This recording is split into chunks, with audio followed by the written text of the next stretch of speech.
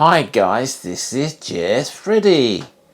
Good to see you all. Hope you're all keeping well. Alright, starting to the action. Retiring in Thailand. How? Ooh, it's a strange one, isn't it? How? Without this much money. Well, first of all, you have to invest in yourself, but we'll get to that one. That's in part 2, and it will be the budget, and I'll show you how you can do it. And yeah, you'll be very shocked. I've got a very different way of working it out, very different to anybody which has been on YouTube for many years. So with the intro, first of all, we're going to show you, I'll talk about what things have you got ready if you've done the groundwork, decide where you want to go to in Thailand. And obviously you have a retirement visa, or you can have a married visa, or for the people which are going there for 6 months, or you know, just want to go to live there, but probably want to come back different times. So you need a, you know, if you get a O or OA visa, they can get that in one of your embassies throughout the world, if they're open.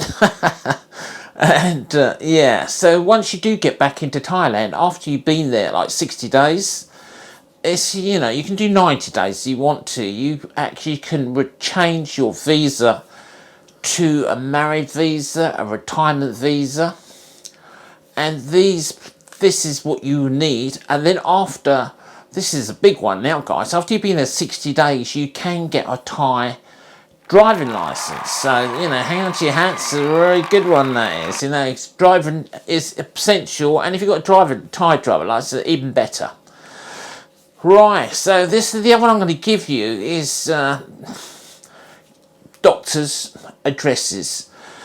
Right, if you actually leave in your country, I suggest, in my own opinion, keep an address. You've got somewhere you can have things sent to, and keep a doctor. Alright, we all know about the 3-month rule for the UK anyway, but it's good to keep a doctor. You know, you don't have to tell them necessarily you're going abroad, and you can divert your letters for you know, a year, but I should imagine you can do it longer than that. But it's a year with the post office as it is, and they will take the address off of your card once you've given payment for your diverted post. These are things I've never seen before on YouTube. We're not trying to blow my own trumpet, but you know, nobody talks about these things. Alright, so obviously you know the location, what you're going to. So obviously I suggest big thing you need to go to Thailand, I suggest you get yourself a Thai bank account. You know, this is essential if you're transferring money. You know, you can keep withdrawing out of the cash machine, but it's an expensive way to do it. You've got money in Thailand in a bank account. You know, you've got hands on, and you know what's actually happening to it. So, you know, you can leave some in your own bank account. This is another thing. Have a bank account in the UK still. You know, you can, you have to show some withdrawals and some movement there, because they're closed it otherwise, because most banks don't allow it if you live abroad. Yeah, that's a fact, that is. So guys, once you've done all that, you obviously need to be thinking about accommodation. This is part 2 now. We're going through this, but this is my own perspective and what I think you need to do. I've got a wife and a child. They're both half Thai, yeah, and my boy was just born in the UK like a year ago. So, you know, we're actually, you know, I want to support my wife. Anything happens to me, she's got a house and a roof over her head. So in my opinion, I'm actually buying a house in Thailand, and you know, it's essential that for my wife, if any future things anyway. But anyway guys, we never mind about all that. Is we're actually going to buy a house, so I won't have any rent. But for those guys you want to go and live there, and reasonably, you know, if you've got an ongoing cost like a rent or something like that, you know, that's 15 or 20,000 baht a month.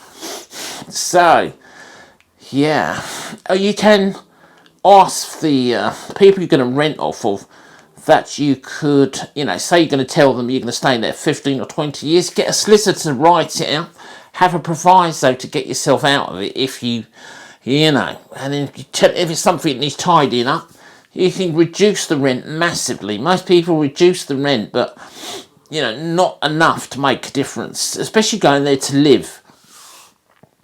Right, so I've actually decided, you know, I've got a really big lump, which I've got in a Thai bank account. I'm in a lot of dosh. You know, I'm not a rich guy, but it's what I've saved all my life. And in emergencies, you know, but ours would give us, if I never had a private income, which is like free pensions, I wouldn't have to rely on that. So, you know, I'm pretty sound financially. So, right, so you need, this is the budget now. So, you know, that's your decision what you do. I've actually taken my money, like I said, from my lump, what I've got. That I don't have no rent to pay for whatsoever. Health insurance, that will be coming out of my lump too. So there's two big ones straight away. So think of this, what I'm doing, guys, because this can make a lot of difference to that bottom figure, what I'm going to give you. And you'll see any minute now. Right. So the next part is you need to pay for a visa. So that's like 1,900 baht every year. You paid for that. So you need 40,000 baht in a Thai bank account. Otherwise, income coming in to show 40 or a lump in the bank account. For me, once again, I'm putting that lump in the bank. There will be other money there we're doing transfers through. Just not just you know, Disney account, just to show them for the 40,000 baht. So the next thing is you know, if you're going to do a retirement visa, you need 80,000 baht. You probably know all this already, but once again, it's you know, better to have the lump there, and that's why, you know, you got peace of mind, you know. But that's the big one for the visa. But personally, myself, my wife wants to do it herself, but, you know, I'm going to go for an agent. I just don't want the brain damage, you know. Right, so that's your visa sorted out, and hopefully you've got a Thai bank account. Okay, so internet is 1,500 baht a month, that is.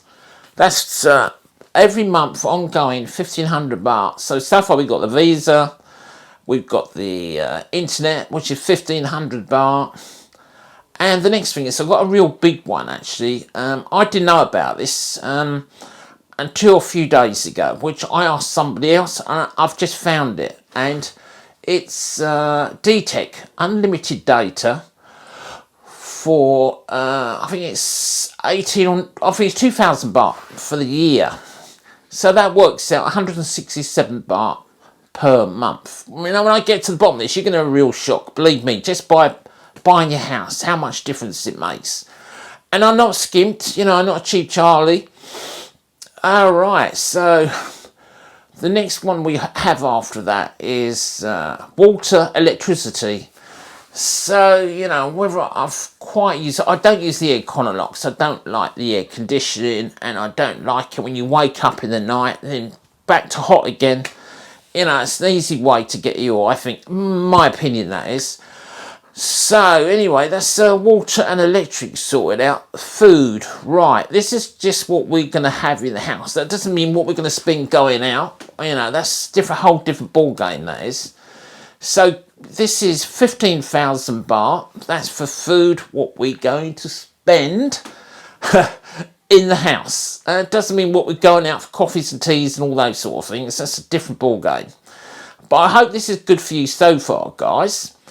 And then the next one after that is transport. I'm allowing 4,000 baht a month for my transport, for petrol. You know, obviously, and in just, 4,000 baht I've allowed for that. And then car insurance, that's 1,800 baht a month. That's with, you know, a good grade insurance, that is, for the vehicle. And the other one, all right, my total income for the year for me to live in Thailand is 775,200 baht. So 77,502. 77,520. It's up on the screen there anyway.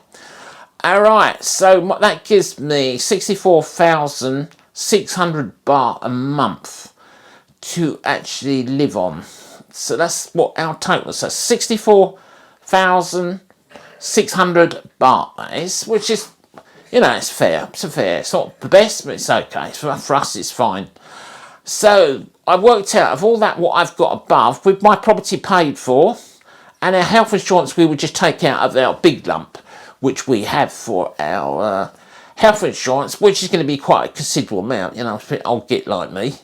And also for my son, my wife, she wants to go on she's going to do the Thai, you know, just going to the Thai hospitals. But obviously, something comes up, we obviously pay for my wife to go into the hospital privately. So that whole figure comes to 25,627. So if you would have put on top of that the actual rental and the health insurance, you would have got, you know, your figure would have been right up the top there, you know, 45, 50,000.